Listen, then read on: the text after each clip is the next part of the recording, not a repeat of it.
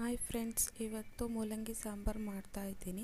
ಅದಕ್ಕೆ ಬೇಕಾಗಿರೋ ಐಟಮು ಮೂಲಂಗಿ, 3 ಈರುಳ್ಳಿ, 2 ಟೊಮೊಟೊ, ಅರ್ಧ ಕಾಯಿ ಉಪ್ಪು, 1 ಬೆಳ್ಳುಳ್ಳಿ ಎಲ್ಲ ಕಟ್ ಮಾಡಿ ಇಟ್ಕೋಬೇಕು.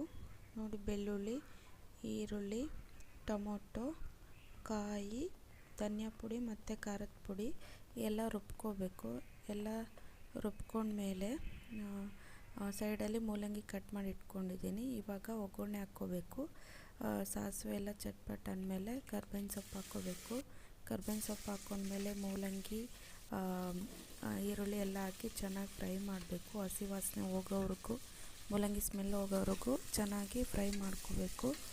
ಫ್ರೈ ಮಾಡ್ಕೊಂಡಾದ್ಮೇಲೆ ನಾವು ರುಬ್ಬಿಟ್ಕೊಂಡಿರೋದು ಖಾರ ಎಲ್ಲ ಹಾಕ್ಬಿಟ್ಟು ನಮ್ಗೆ ಎಷ್ಟು ಬೇಕೋ ಅಷ್ಟು ನೋಡಿ ನೀರು ಹಾಕ್ಕೊಂಡು ಅದಕ್ಕೆ ಬೇಳೆ ಹಾಕ್ಕೊಂಡು ರುಚಿಗೆ ತಕ್ಕಷ್ಟು ಉಪ್ಪು ಹಾಕ್ಕೊಂಡು 2 ವಿಷಿಲು ಬರೆಸ್ಕೋಬೇಕು. 2 ವಿಷಿಲ್ ಹೊಡೆಸ್ಕೊಂಡ್ಮೇಲೆ ಸಾಂಬಾರು ಈ ಥರ ಆಗಿರುತ್ತೆ.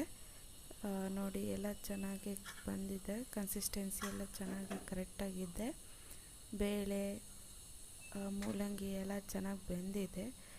ಇದೆಲ್ಲ ಆದಮೇಲೆ ಇನ್ನೊಂದು ಪಾತ್ರೆಗೆ ಹಾಕ್ಕೊಂಡು ಶಿಫ್ಟ್ ಮಾಡಿಕೊಂಡು ಒಂದು ಕುದಿ ಬರೋವರೆಗೂ ಬೇಯಿಸ್ಕೊಂಡ್ರೆ ಚೆನ್ನಾಗಿ ಟೇಸ್ಟ್ ಎಲ್ಲ ಮಿಕ್ಸಾಗಿ ಸಾಂಬಾರು ರೆಡಿ ಆಗುತ್ತೆ, ಚೆನ್ನಾಗಿರುತ್ತೆ.